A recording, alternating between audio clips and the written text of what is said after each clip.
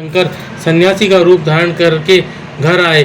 इतने में ही उस घर का मालिक भील भी चला आया और उसने बड़े प्रेम से उन यतिराज का पूजन किया। उसके मनोभाव की परीक्षा के लिए उन यतीश्वर ने दीनवाणी में कहा, भील, आज रात में यहाँ रहने के लिए मुझे स्थान दे दो, सवेरा होते ही चला जाऊँगा, तुम्हारा सदा कल्याण हो। भील बोला, स्वामी जी आप ठीक कहते हैं, तथापि मेरी बात सुनिए, मेरे घर में स्थान तो बहुत थोड़ा है, फिर उसमें आपका रहना कैसे हो सकता है। भील की यह बात सुनकर स्वामी जी वहाँ से चले जाने को उद्यत हो गए। तब भीलनी ने कहा, प्राणनाथ, आप स्वामी जी को स्थान दे दीजिए, घर आए हुए अतिथि को निराश न लौटाइए, अन्यथा हमारे गृहस्थ धर्म के पालन में बाधा पहुंचेगी। आप स्वामी जी के साथ सुखपूर्वक घर के भीतर रहिए और मैं बड़े बड़े अस्त्र शस्त्र लेकर बाहर खड़ी रहूंगी। पत्नी की यह बात सुनकर भील ने सोचा, स्त्री को घर से बाहर निकालकर मैं भीतर कैसे रह सकता हूँ। सन्यासी जी का अन्यत्र जाना भी मेरे लिए अधर्म कारक ही होगा। ये दोनों ही कार्य एक गृहस्थ के लिए सर्वदा अनुचित है, अतः मुझे ही घर के बाहर रहना चाहिए। जो होनहार होगी वह तो होकर ही रहेगी। ऐसा सोच आग्रह करके उसने स्त्री को और सन्यासी जी को तो सानंद घर के भीतर रख दिया और स्वयं वह भील अपने आयुध पास रखकर घर से बाहर खड़ा हो गया। रात में जंगली, क्रूर एवं हिंसक पशु उससे पीड़ा देने लगे। उसने भी यथाशक्ति उनसे बचने के लिए महान यत्न किया। इस तरह यत्न करता हुआ भील बलवान होकर भी प्रारब्ध प्रेरित हिंसक पशुओं द्वारा बलपूर्वक खा लिया गया।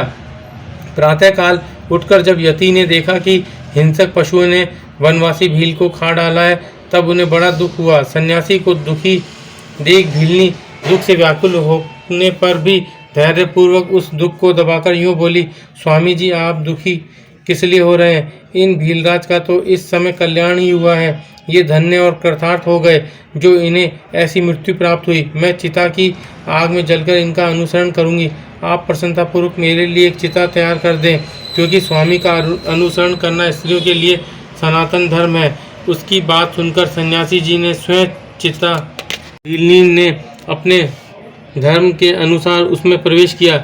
इसी समय भगवान शंकर साक्षात स्वरूप से उसके सामने प्रकट हो गए और उसकी प्रशंसा करते हुए बोले, तुम धन्य हो, मैं तुम पर प्रसन्न हूँ। तुम इच्छानुसार वर मांगो, तुम्हारे लिए मुझे कुछ भी अदेय नहीं है।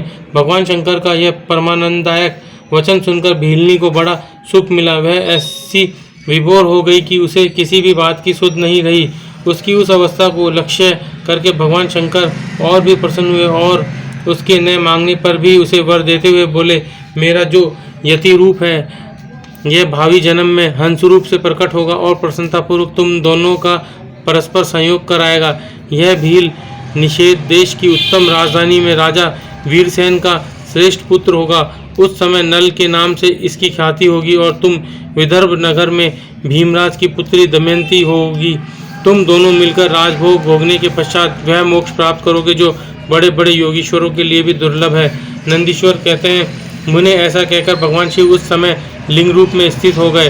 वह भील अपने धर्म से विचलित नहीं हुआ था, अतः उसी के नाम पर उस लिंग का अचलेश संख्या दी गई।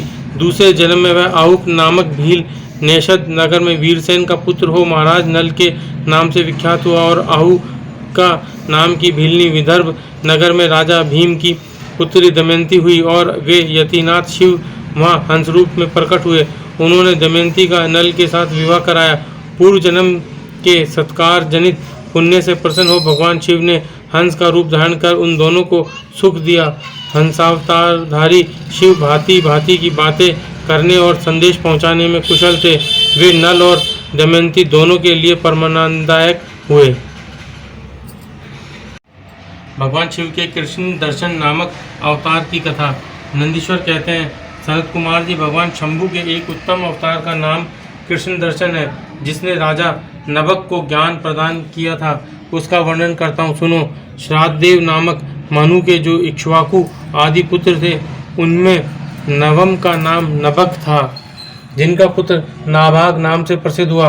नाभाग के ही पुत्र अम्बरीश हुए, जो भगवान विष्णु के भक्त थे तथा जिनकी ब्राह्मण भक्ति देखकर उनके ऊपर महर्षि दुर्वासा प्रसन्न हुए थे। मुने अम्बरीश के पितामह जो नभग कहे गए हैं, उनके चरित्र का वर्णन सुनो।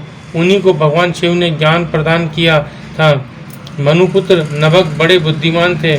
उन्होंने विद्याध्ययन के लिए दीर्घकाल तक इंद्रिय संयम पूर्वक गुरुकुल में निवास किया। इसी बीच में इक्ष्वाकु आदि भाइयों ने नभक के लिए कोई भाग न देकर पिता की संपत्ति आपस में बांट ली और अपना अपना भाग लेकर वे उत्तम रीति से राज्य का पालन करने लगे। उन सबने पिता की आज्ञा से ही धन का बंटवारा किया था। कुछ काल के पश्चात ब्रह्मचारी नभक गुरुकुल से सांगोपांग वेदों का अध्ययन करके वहां आए। उन्होंने देखा सब भाई सारी संपत्ति का बंटवारा करके अपना अपना भाग ले चुके हैं। तब उन्होंने भी बड़े स्नेह से दाएं भाग पाने की इच्छा रखकर अपने इक्ष्वाकु आदि बंधुओं से कहा, भाइयों मेरे लिए भाग दिए बिना ही आप लोगों ने आपस में सारी संपत्ति का बंटवारा कर लिया है। अब प्रसन्नता पूर्वक मुझे भी हिस्सा दीजिए, मैं अपना दाएं भाग लेने के लिए ही आया हूँ। भाई बोले, जब संपत्ति का बंटवारा हो रहा था उस समय हम तुम्हारे लिए भाग देना भूल गए थे। अब इस समय पिताजी को ही तुम्हारे हिस्से में देते हैं, तुम उन्हीं को ले लो, इसमें संशय नहीं है। भाइयों का यह वचन सुनकर नभग को बड़ा विस्मय हुआ। वे पिता के पास जाकर बोले, तात मैं विद्या अध्ययन के लिए गुरुकुल में गया था और वहाँ अब तक ब्रह्मचारी रहा हूँ। इसी बीच में भाइयों ने मुझे छोड़कर आपस में धन का बंटवारा कर लिया। वहाँ से लौटकर जब मैंने अपने हिस्से के बारे में उनसे पूछा तब उन्होंने आपको मेरा हिस्सा बता दिया। अतः उसके लिए मैं आपकी सेवा में आया हूँ। नभक की वह बात सुनकर पिता को बड़ा विस्मय हुआ। श्राद्धदेव ने पुत्र को आश्वासन देते हुए कहा, बेटा भाइयों के उस बात पर विश्वास न करो, वह उन्होंने तुम्हें ठगने के लिए कही है। मैं तुम्हारे लिए भोग साधक उत्तम दाय नहीं बन सकता। तथापि उन वंचकों ने यदि मुझे ही दाय के रूप में तुम्हें दिया है तो मैं तुम्हारी जीविका का एक उपाय बताता हूँ। सुनो, इन दिनों उत्तम बुद्धि वाले आंगी रस गोत्रीय ब्राह्मण एक बहुत बड़ा यज्ञ कर रहे हैं। उस कर्म में प्रत्येक छठे दिन का कार्य वे ठीक नहीं समझ पाते, उसमें उनसे भूल हो जाती है। तुम वहाँ जाओ और उन ब्राह्मणों को विश्वदेव संबंधी 2 सूक्त बतला दिया करो, इससे वह यज्ञ शुद्ध रूप से संपादित होगा। वह यज्ञ समाप्त होने पर वे ब्राह्मण जब स्वर्ग को जाने लगेंगे उस समय संतुष्ट होकर अपने यज्ञ से बचा हुआ सारा धन तुम्हें दे देंगे। पिता की यह बात सुनकर सत्यवादी नभग बड़ी प्रसन्नता के साथ उस उत्तम यज्ञ में गए। मुने वहाँ छठे दिन के कर्म में बुद्धिमान मनुपुत्र ने वैश्वदेव संबंधी 2 सूक्तों का स्पष्ट रूप से उच्चारण किया। यज्ञ कर्म समाप्त होने पर वे आंगिरस ब्राह्मण यज्ञ से बचा हुआ अपना धन नभग को